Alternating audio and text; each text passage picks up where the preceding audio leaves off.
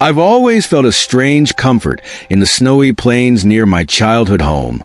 The sheer endless expanse of white felt isolating, but in a way that made you feel alive. Every year, my brother Marcus and I would return to this frozen wilderness. It was tradition. We'd hike deep into the woods to an old cabin where we'd spend the weekend reliving childhood memories, laughing over favorite board games and recalling the simpler days. When Marcus asked to bring his girlfriend Melanie, I hesitated. This trip was sacred, something just for the two of us. But eventually I agreed. I regretted it almost immediately. Melanie started out bubbly and enthusiastic, but that didn't last long. The hike was grueling, the kind that tests your patience and stamina. After an hour of trudging through knee-deep snow, her sunny disposition dissolved into irritation. Why couldn't we just drive here? She groaned, her voice sharp and brittle against the quiet expanse. I gestured at the endless whiteness surrounding us. And miss all this?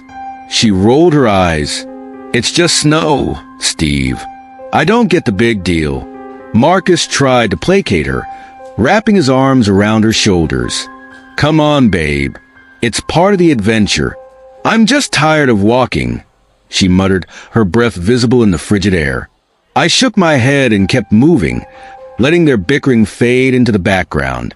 As we approached a resting area, I let my gaze wander across the snow-covered plains. The stillness here was almost suffocating, the kind that swallowed sound and made the world feel unnatural. Hey, what's that over there? Melanie's voice broke the silence, sharper now, tinged with something I couldn't quite place. I turned. She and Marcus were both staring at the edge of the forest, a good half-kilometer away. What do you mean? I asked, squinting in the direction she pointed. There, a person, she said, her voice low but urgent. It took me a moment, but I saw him, a figure, dark and motionless, standing just at the tree line. Must be another hiker, I said, though I didn't believe it. Or maybe one of the forest workers. He's waving at us, Melanie said, her voice trembling slightly. Before I could stop her, she raised a hand to wave back. Hello, she called, her voice sounding too loud in the suffocating stillness. Marcus laughed nervously. He's too far to hear you, Mel. Doesn't matter, she said. It's polite. The figure stood there, unmoving for a moment, then slowly raised an arm in return. The wave was deliberate, almost too deliberate, as if he wasn't quite sure how it was done. We continued hiking, but the unease followed us like a shadow. About 10 minutes later, Melanie spoke again, her voice shaking now. Guys, I think he's following us. What? Marcus asked, stopping in his tracks. That guy, she said, pointing into the woods to our left. The one from before. I saw him again. He's watching us. I turned, scanning the tree line. There was nothing. You sure it's the same guy? Marcus asked, trying to sound casual but failing. Yes, it's him. I'm sure. He was waving at me again. Marcus forced a laugh. That's what you get for waving at strangers, Mel. Probably just some lonely hiker trying to be friendly. Friendly? Melanie snapped. What if he's some kind of psycho? Her words hung in the air, heavy and foreboding. The snow seemed quieter now, the stillness oppressive. I didn't want to admit it, but a chill ran down my spine, one that had nothing to do with the cold. As we pressed on, I couldn't shake the feeling that we weren't alone. The laughter between Marcus and me echoed through the stillness, a fleeting distraction from the unease Melanie felt. It's probably just another hiker, Marcus said, his tone light, trying to ease her nerves. Or maybe some joker from the village, I added. You know how Martin used to mess with people like this, right? Marcus chuckled. Oh, definitely. That's classic Martin. Who's Martin? Melanie asked, her eyes darting between us. Just a guy we knew growing up, I replied. Weirdest kid you'd ever meet. But man, he knew how to scare people. As we walked on, Marcus and I started spinning stories about Martin, his strange pranks, his odd sense of humor. Soon, Melanie was laughing along with us, and for a while, we all forgot about the shadowy figure waving at us from the forest edge. The mood lightened as we reached the resting area, a simple bench beneath a wooden overhang. From there, we could see the hill where the cabin stood, its outline barely visible through the thickening snow. "My legs are killing me," Melanie groaned, collapsing onto the bench. "Don't worry," I teased. "We're only halfway there." She shot me a look of mock outrage. "You can't be serious." I couldn't hold back my laughter. "Relax. It's just another 20 minutes. We're almost there." "Ugh, screw you, Steve," she yelled, playfully smacking my shoulder before laughing along. Then, suddenly Melanie froze. Her eyes widened. "Oh my God, guys, look, a deer." Before we could react, she bolted toward the path, phone in hand, snapping pictures. Marcus leaned closer to me, smirking. "She's got way more energy than she lets on, huh?" "She's great," I said with a grin. "I can see why you're with her." Marcus started to share the story of how they'd met, but before he could finish, Melanie came running back, her expression pale and frantic. "He's back." We didn't need to ask who she meant. "Where?" Marcus asked, his voice tight. "Up there." She pointed ahead, her hand trembling. "By those ruins, or whatever that is." At the foot of the hill stood the remnants of an old stone structure, crumbling and forgotten. It looked like it had been abandoned for decades. Marcus put an arm around Melanie, his voice calm but firm. "It's probably nothing. Maybe he saw us resting and wanted to say hi again." Melanie shook her head, her voice trembling. "I don't care. It's creepy. If he comes near me, I swear." "Relax," Marcus interrupted, his tone turning serious. "If he tries anything, I'll handle it." We pressed on, the tension hanging thick in the air. As we approached the ruins, Melanie suddenly stopped. Her voice was a whisper, almost drowned by the sound of the wind. "It can't be. There's no way." I turned to her, my stomach knotting. "What is it?" Her face was pale, her eyes wide with disbelief. He's huge," she stammered, her voice rising in panic. "How can he be this tall?" She pointed to the remains of the stone wall. And that's when I saw it. What had once been a man impossibly tall, its distorted silhouette leaning against the crumbling structure. It wasn't waving anymore.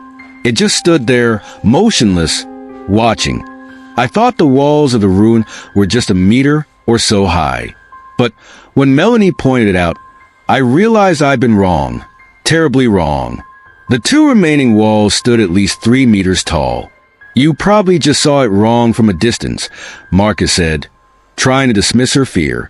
"No," Melanie snapped, her voice shaking. "I know what I saw, Marcus. He was standing right there." I wanted to believe she was mistaken. It had to be an optical illusion or a trick of the light. What else could explain it?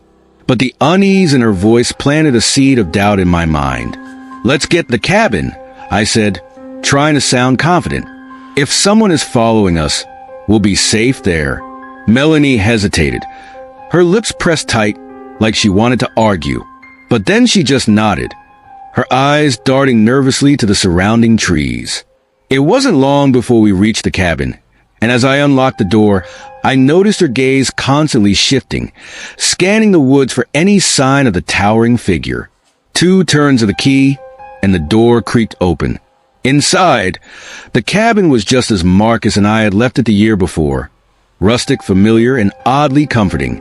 "It shouldn't take too long for the place to warm up," I said, stepping toward the fireplace. I busied myself with a few logs stacked inside, arranging them to start a fire. Behind me, I heard Marcus whispering something to Melanie. She nodded a few times before rummaging through her bag.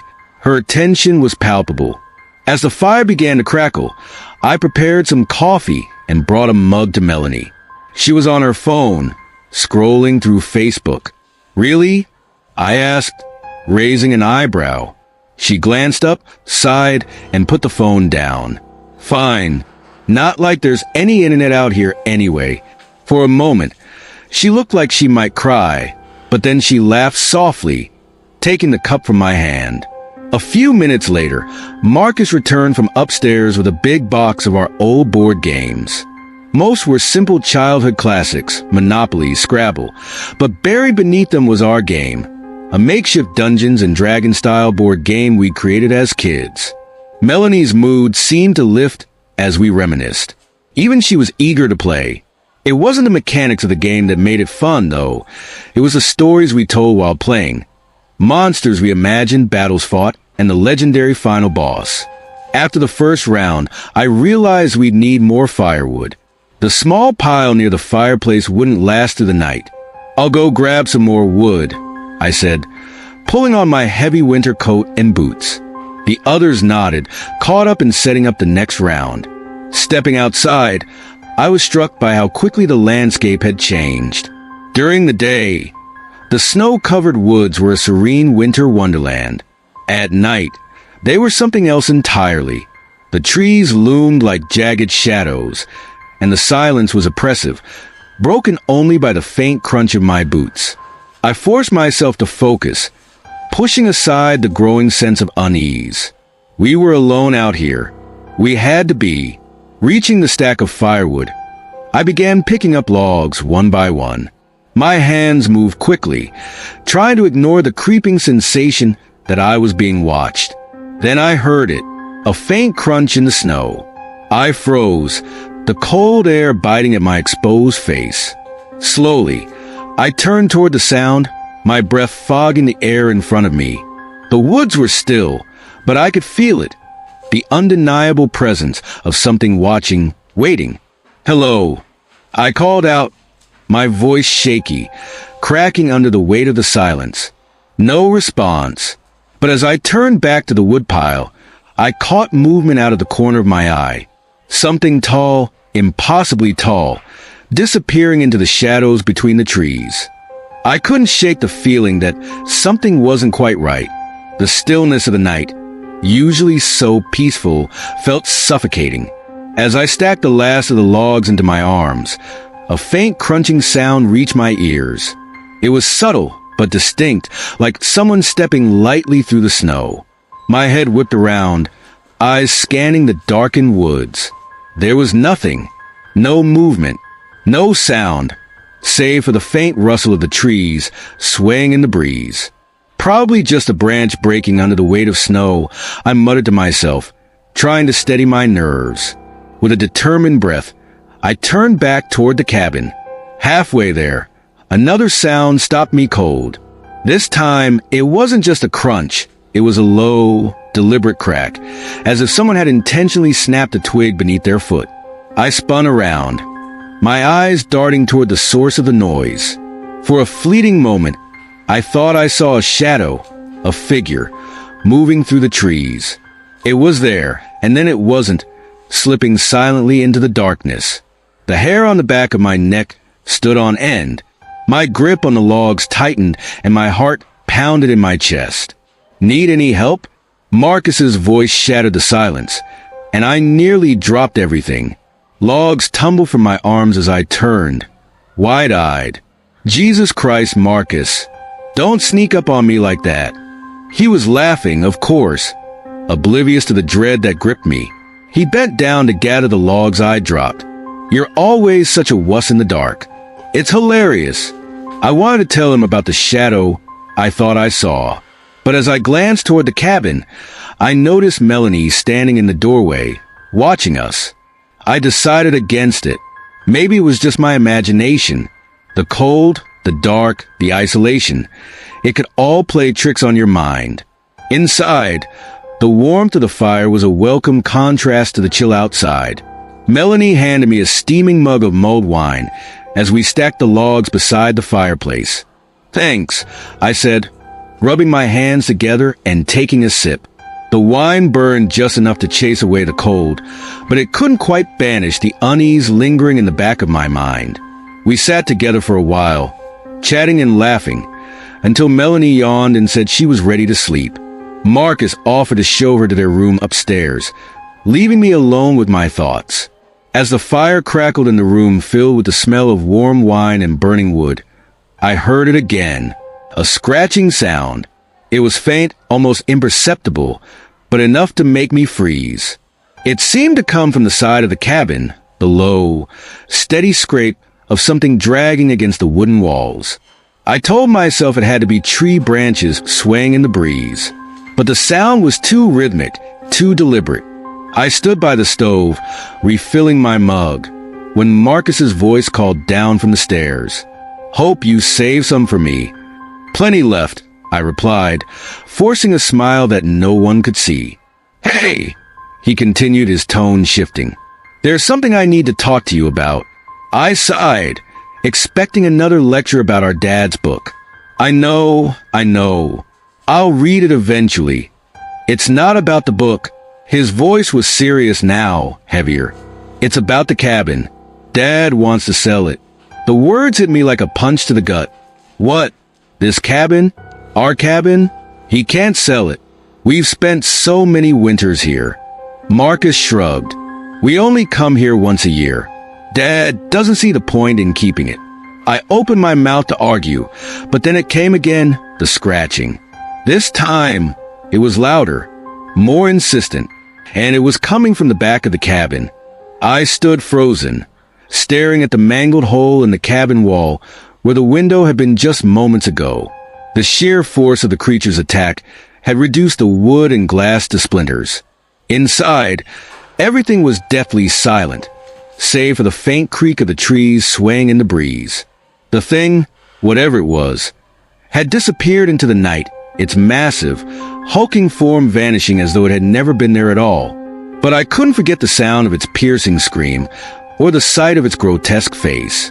The snow beneath me felt like quicksand, my legs refusing to move. My mind raced. Marcus, Melanie. I'd heard their screams, raw, primal, and filled with terror, but now there was nothing. My body finally responded, and I staggered toward the shattered window. The fire poker lay forgotten in the snow. The light from the fireplace flickered weakly, casting eerie shadows across the room. "Marcus," I shouted, my voice cracking. "Melanie." No response. I climbed through the splintered remains of the window, careful to avoid the jagged shards of wood and glass. The room was a mess. Furniture overturned, board games scattered in blood. So much blood.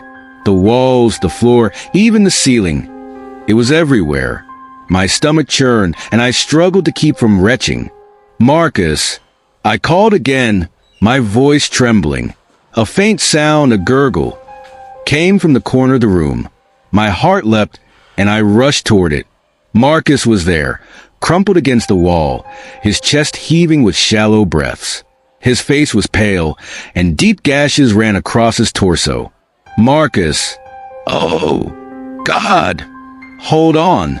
I pressed my hands against one of the wounds, trying to stop the bleeding. His eyes fluttered open, unfocused, and he muttered something I couldn't make out. "Where's Melanie?" I demanded, my voice rising. He didn't answer, only shook his head weakly. A low groan came from upstairs. My blood turned to ice. "Melanie, I'll be right back," I promised Marcus, though I wasn't sure if he could hear me. I grabbed the fire poker from the floor and crept up the stairs, each step creaking beneath my weight. The hallway at the top was dark, the only light coming from the faint glow of moonlight filtering through the cracks in the walls. "Melanie," I whispered, my voice barely audible. Another groan echoed from one of the bedrooms. I gripped the fire poker tighter and pushed the door open. Melanie was there, sprawled on the floor, her leg bent at an unnatural angle. Her eyes were wide with terror, and she was clutching a piece of fabric in her trembling hands. "What happened? Are you okay?" I asked, rushing to her side. She didn't respond, only thrust the fabric toward me. It was coarse and smelled of earth and rot, the same material that had made up the creature's face. It took him," she whispered, her voice barely audible. Took who? Her eyes locked onto mine, filled with tears. Marcus? No, I said, shaking my head. I just saw him downstairs. He's hurt, but he's alive. She shook her head violently. That thing, it's coming back. It won't stop until it takes all of us. As her words sank in, a deep, guttural growl echoed to the cabin, reverberating through the walls. My grip on the fire poker tightened as I turned toward the doorway. The thing was back, and it wasn't going to stop until it got what it came for.